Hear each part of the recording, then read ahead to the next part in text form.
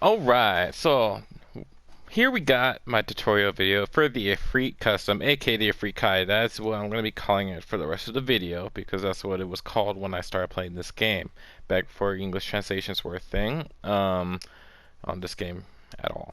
Um, the Efreet Kai I think came out the week before I started playing. I can't remember. Um, but essentially, this suit and the BD1 have been around for a long time. It was with the BD1 the first exam suits in the game. It's aged fairly well compared to a lot of other suits that have had gimmicks been either upgraded or implemented onto other suits. The BD2 is a fierce rival for this suit, but the thing is, this suit holds up really well still, at least in my opinion. Um, I do not have the level 4, so I cannot comment on how it performs at the current moment. If I get in the future, I will add in a comment into the comment section about anything that's changed, if there's anything noteworthy of change. But essentially, this is probably going to be a pretty lengthy explanation video about why I build this suit exactly how I do. As you see, there's a lot of stats all over the place for this suit, and why I put zero ranged, even though I have normally a pointer ranged whatsoever on my suits.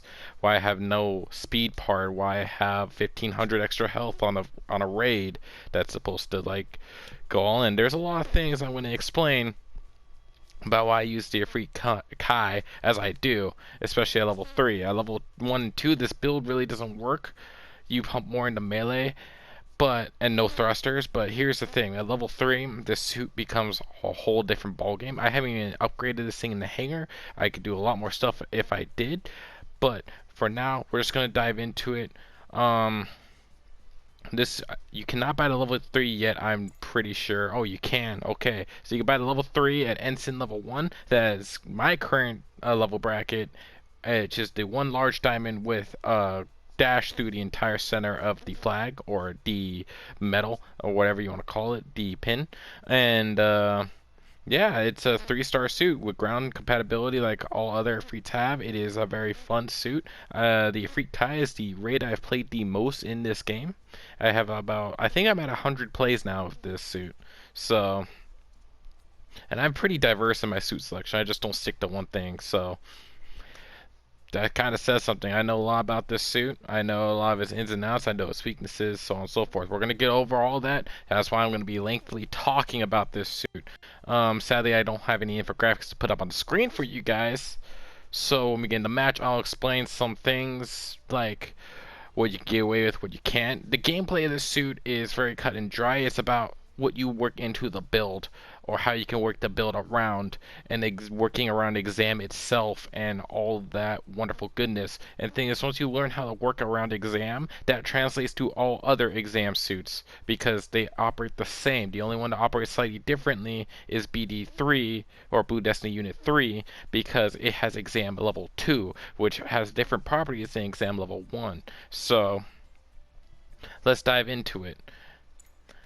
My build consists of I have on level weapons, and I put all levels of melee correction or boost onto my suit. Why do you ask? Why did I pump all melee in? So if you see my melee boost, and this goes into playing around exam and playing around with my modifiers that I get from exam. So exam is gonna give me plus 30 melee boost when it's active. So at 69 melee boost on an unupgraded Efreet Kai, that's 99 correction in exam on all melee attacks. And if you don't know what the melee boost is, it's basically add a percent of damage, around a percent of damage to your melee weapon. So if this suit has 247, well, as it says, the level 3 swords is 2,475 power. So once it's upgraded, I'll have 100 melee correction on this suit with my current build, right? Which means that, you know, literally double the damage. You know, on top, add another 2475 on top of 2475. That's a lot of damage. Before like you count in type advantage and type disadvantage. That's why this suit can just it does not care. That's why the BD2 does not care what it's fighting against, because exam provides a lot of exam level 1 provides a lot of stats, a lot of raw power to a bunch of these suits that have really powerful melee weapons. Also, why don't worry about any range boost is exam level 1 gives you, while it's active, gives you 25 range boost. I don't need to put a range boost on this suit whatsoever. I can, but I really don't need to. That is just wasted slots in my opinion. This suit is not a ranged suit. Why put a ranged mod on when I'm going to get 25 when I inevitably activate exam? So, it's no big deal. The leg rockets, they buffed them a couple months ago. You know, they used to have like this weird arc. Now they have a linear travel path. You can fire them while walking. I think even boosting. Yeah, you can just fire them during movement.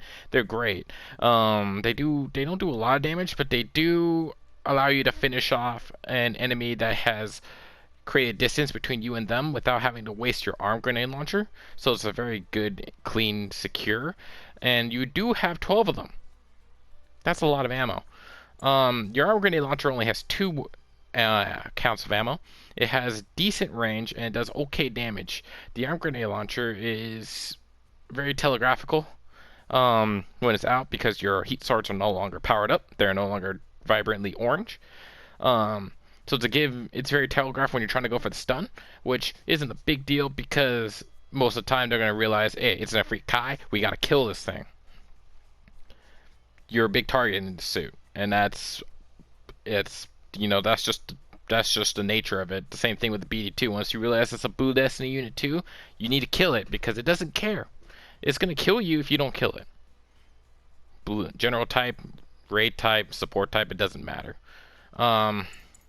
Why put new model frame level 1 and strength and frame level 3 is basically, I've noticed that 450 through exam, because exam doesn't give you any sort of, it gives you a slight defensive buff. It gives you +3, I think, to resistances, which is, it's there, right? But thing is, you kind of want to try and die to get exam back, so you kind of want to die at the end of exam. I found this kind of sweet spot if I'm playing this in a more like raid-ish role, is I can basically tank enough damage to not have to use exam right away, and then when I pop exam, by the time they actually kill me or my exam runs out, I will be dying. I have done a lot of damage, I've tanked a lot, and I will die and have my exam back, and I will not have wasted any of my exam time or not had to pop it needlessly just to because I only have 1500 health, I'm gonna die, I need to pop this as I get up to the fight. Now I can probably engage a little bit, take a little bit of damage, be like, alright, it's time to go, maximize my use of my exam, and I have enough health to last me the entire minute through exam and do as much damage as possible. That's the same reason why I put anti-melee armor level 2. Putting my melee melee resistance modifier up to 30 means that I've negated a lot of general type damage. If I'm going to be in close and meleeing, I'm going to get meleeed back, or I'm going to be in a melee fight. So which means if I can negate that damage, that's going to make sure my exam is utilized more effectively. It's weird because if you think about it, if I'm supposed to go all out and dying, why would I want to put defense? It's also because, like, if I'm not using exam right away, I also kind of need that defense to kind of, buy me some time. If I do somehow survive through exam, right? It's an awkward position because, like, if the enemy's back and your team needs to repair, you can't die.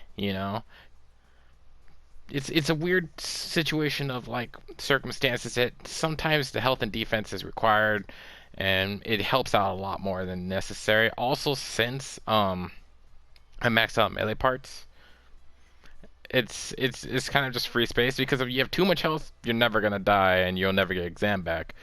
But if you don't have enough, you're just gonna. It's weird. You have to find the sweet spot for these suits.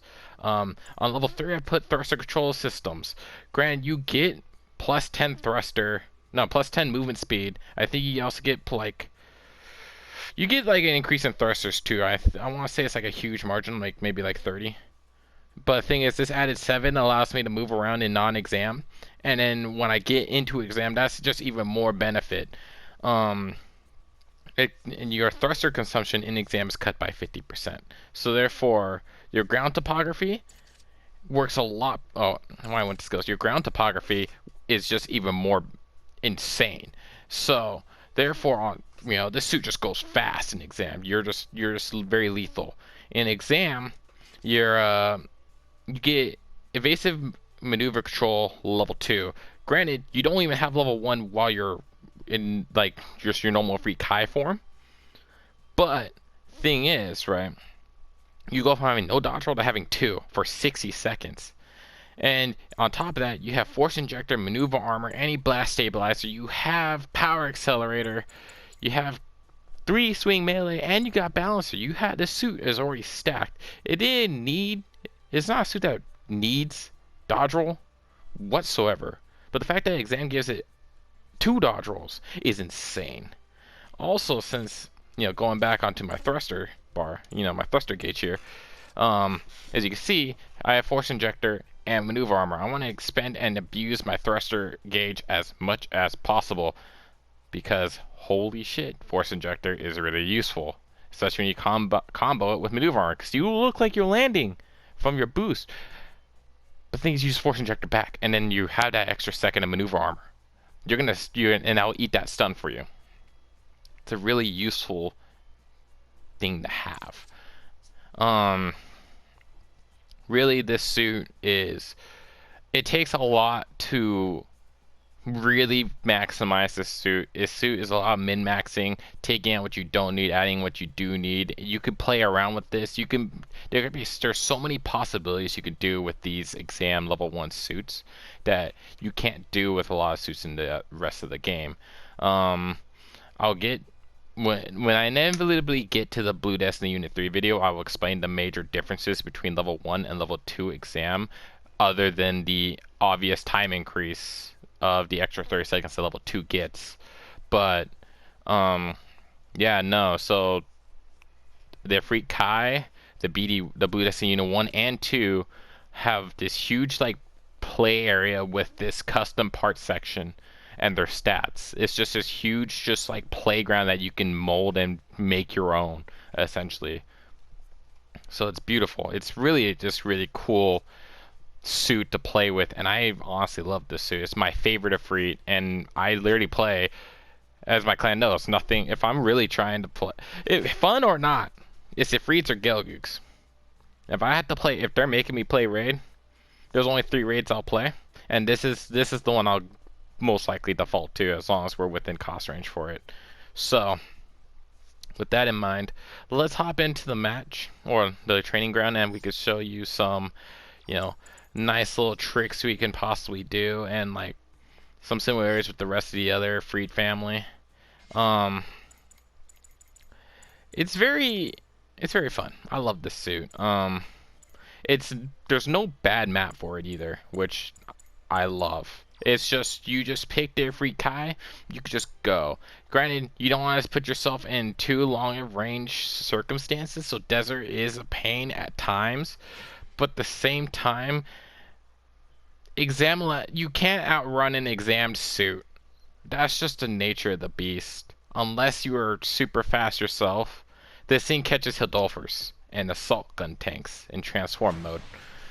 So, as you can see, as I was talking about earlier, when you're in the grenade launcher stance, your swords are no longer powered up like they will be if you're in melee stance, other than, the obvious my arms up in the air.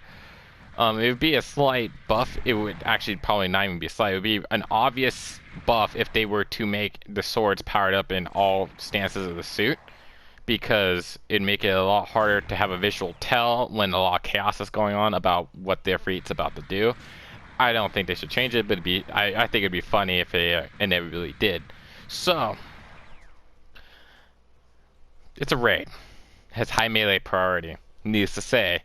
So, what we're going to do here is we're going to attack this Gelgoog cannon with a full combo, which is the grenade launcher, 3 swings from the melee, boost back, hit him with the downswing if I can.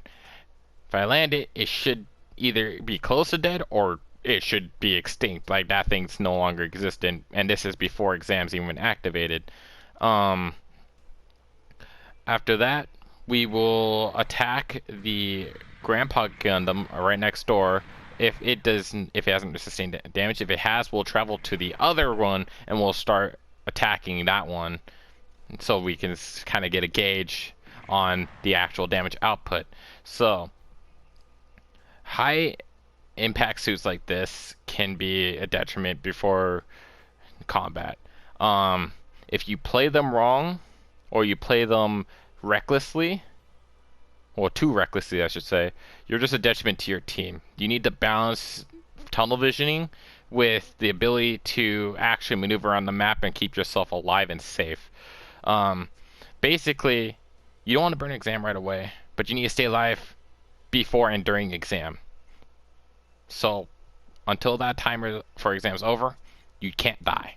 You need to keep yourself alive and outputting damage, but in a safe manner. So, let's run this combo. You see, it's half with the large range downswing that this suit has. It does 5.5k to this Gelgu cannon. Its legs are crushed. As you can see, I did 40% of its health with a singular downswing.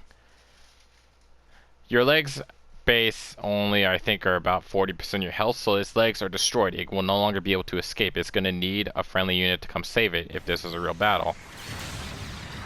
I hit the Grandpa Gundam because the melee hitboxes for this suit are really long outside of its neutral swing, so you got to keep that in mind when you're in combat and or fighting 2v1. 2v1ing and 3v1ing is very easy in this suit if you can master it, especially during exam and abusing your stat boosts and your double dodge roll. But you gotta be ready for somebody to counter a very long range, long hitbox, slow downswing. Granted, you can cancel the mostly your swings fairly immediately, and your swings recharge fairly quickly, but at the same time, you're still very much susceptible to counter tackles. So we're going to hit up this Grandpa Gundam, and we're going to go until he's dead. We're going to hit him with the same combos until he dies. It should be about 2 full combos to kill this guy with my current setup.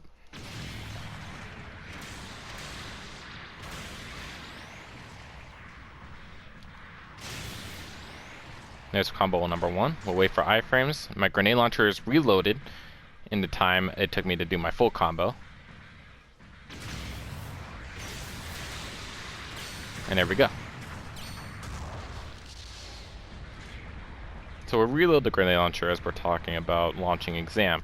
So as you'll be able to see, you cannot launch exam while you're doing any sort of boost maneuver, and or if you're getting up from, say, getting knocked down, or while you're staggered, or while you're shooting a weapon. So it's in the case for that for like every suit with a special form like Hades and or exam.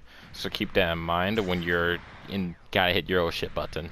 Another thing with exam is when you're activated, you'll see I stand still. I have iframes during the activation screen, but as soon as it's over and I'm able to move again, my iframes immediately end, which means if you are popping it in the middle of a bunch of enemies, you're just gonna get hit, and you cannot counter in the time if they time it correctly to save yourself. You will get knocked down. You will have the shit beat out of you, quite literally. So exam is pretty much something you have to pop in relative safety, but you have to find the kind of spot or timing to do so. So we're gonna pop exam. We're gonna fight these two. We're gonna hit them from the side, and we're just gonna try and damage both of them because we have the ability with this suit to hit multiple targets with your melee attacks and your stun. So we'll pop exam, and you'll see what I'm talking about.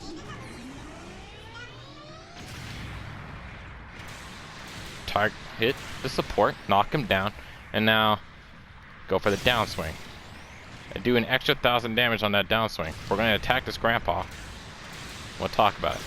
See, I'm trying to maximize as much damage in my exam as possible. I'm switching weapons. I'm trying to get everything out here, trying to get everything going. Because I have only 30 seconds before I need to get this suit killed and dead, and respawn. When exam's over, your head and legs break. I forgot to mention this earlier, no matter how broken your legs and head are before popping exam, they will heal back to full. As you can see, my thrust bar is insanely long now.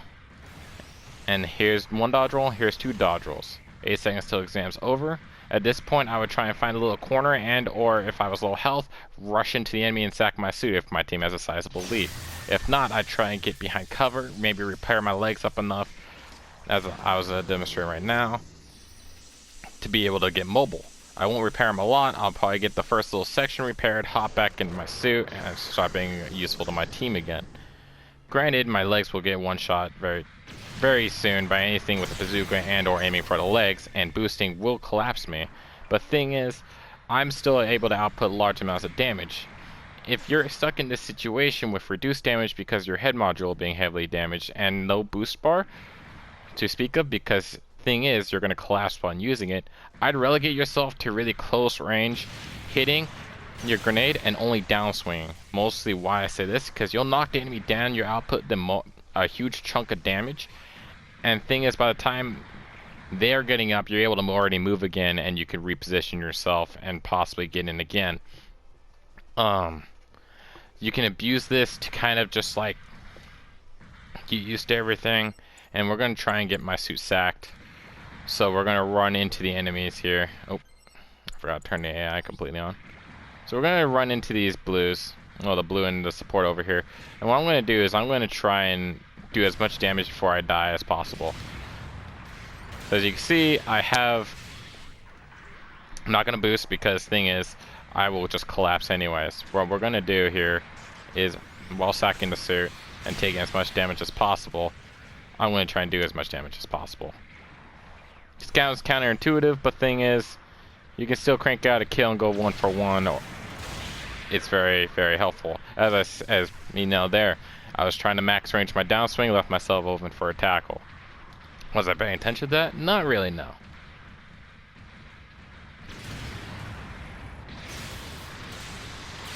I'd say if you can find a support in this situation, go for it. As you can see, my legs are broken down. But thing is, this is in training range. The suits you fight against have no parts on them, so that is a base. That is basically your base stats. 450 cost Gundam, normal Gundam, and I've survived a couple, like 2 full combos from it, 3, without taking any sort of insane amounts of damage. It's not doing much to me because of my high melee defense stat, which means I'm able to brawl in this suit, which in a normal situation, something like a G line that has naturally high is still very fragile. It's got a low health pool and all that stuff. That's where the extra health comes in for this suit. And that exam suits are allowed to build. It's a very interesting concept to play with, and I, in all honesty, enjoy it. That's why two Efreet Kais battling out is probably something very interesting to see. This is if we're trying to also scale raids, like the Efreet Kai isn't the best. You know, the BD2 has a lot more stun options, especially with its chest missiles and its beam rifle. It has 2 long-range stuns that are both very aggressive and can be played very aggressively. So let's turn the AI off again. And what we're going to do here is we're going to just try and hit 3 units at the same, like back to back to back. Alright, we're going to try and one-shot the Gelgu cannon. Then we're going to try and run to the raid and do as much damage. And then we're going to try and do as much damage as our exam ends to the Grandpa Gundam. We should be able to at least either kill 2 of them or kill 1, heavily damage the other, depending on how I land my combos. And it's all about maximizing the time. So if this is a real battle, and I saw this playing out right here, I'm all alone, right? At this point is where I'd pop exam. I'm close enough to where I can stun and close in with my speed and exam on the Gelgu cannon before the Gundam can react. I should be able to outplay in a real situation the Gundam, and then downswing and kill the Gelgu cannon and get out of combat. Then engage something I'm more equipped to fight. Granted, I'd be able to be equipped to fight the Gundam in a 1v1 situation in a normal match. But it's still not the smartest thing to do. If I can catch an enemy raid heading for my support, that is probably the better option to do than fight somebody I'm disadvantaged against in a 1v1 really selfishly. Granted, I'm a raid, selfish play is probably my best option here. So at 4 minutes, we'll pop the exam. We'll try this drill out. One thing I say about this suit, if you're trying to learn it, is go into practice range, turn on enemy AI, and then just try and kill as many things at whatever cost range you're trying to hit without popping exam with AI activated. Just to test it out, and just to try and get used to the suit and not relying completely on exam. As you see, this prototype was damaged from earlier. I can finish it out with a neutral swing. I have 30 seconds left on exam. I've basically neutralized 2 enemies. One I knew was weak, one I knew was full health, and this, which is my primary target to support. Blue, I normally engage with a downswing off my grenade to get them immediately knocked down and target their legs afterwards. I have 15 seconds left on exam. This Grandpa Gundam is almost dead, which means if I hit him with another grenade and my downswing combo, which I messed up right there, but if I didn't mess it up, he would be dead. My exam is over. I'm now a detriment to... I'm not even like sugarcoating. I've become a detriment to my team unless the enemy can let me get away and or somehow finish out their Grandpa Gundam, which I've done multiple times because people get overconfident in this game. I could just leg missile his legs because how I downswung earlier, his legs are going to be really low health as well. So, hit him with those missiles, get behind cover, repair enough to just walk, get back in the suit, resume duties, so on and so forth. If this was a real match, I'd probably be actually some semi-low health, and or I'd sack my suit immediately. It'd be a lot more simple than letting these AI kill me again from full health. So, this is the Efreet Kai. It is very, very fun to play. It is not a beginner's suit. A beginner can easily feed on this suit. People don't know how to, or don't expect it Efreet Kai and don't know how to win to abuse it, they can have a really bad time against it. You basically want to try, and as long as they're not in exam, you know, that's when they're weakest, is when they're not in exam.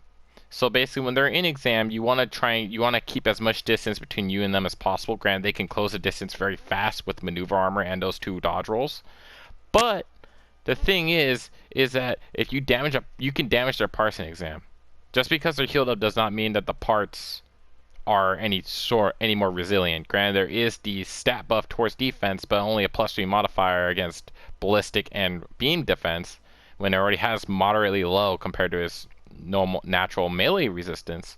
It's still a lot if you have a really powerful beam rifle, say the Gelgoog beam rifle, and or a shotgun, aka the standard type Efreet, which goes back to the standard type Efreet video, the general Efreet's video, of how that Efreet can effectively counter all 3 of its Efreet brothers, because that shotgun cancels maneuver armor and does a ton of modular damage to raids, with something all 3 other Efreets are very weak against, since they all try and abuse maneuver armor and try and keep their legs for their mobility, especially the Noct and the Efreet Kai. So, the biggest counter to this suit is beam rifles, the BD2 and 3, and the standard Efreet. Nowadays, the G-line assault armor can also be a big threat if you let it cannon you while creating distance, because its melee swing and cannon combo is very devastating against parts and modules. So, with that in mind, the Efreet Kai itself is a very high risk, high reward, high payout suit when used properly, and played right, type advantages mean absolutely nothing. And I think this is one of these suits to main if you're going to play raid. If you don't own the BD2 and you want to play raid, you don't own the assault armor and want to play raid, and you happen to have this at 450, 400, this is the suit for close range melee brawling raid. And in all honesty, you could buy all 3 levels. You could buy 3 levels out of the 4, and the 4th dropped this week, last week, and today is the 15th of January, 2020.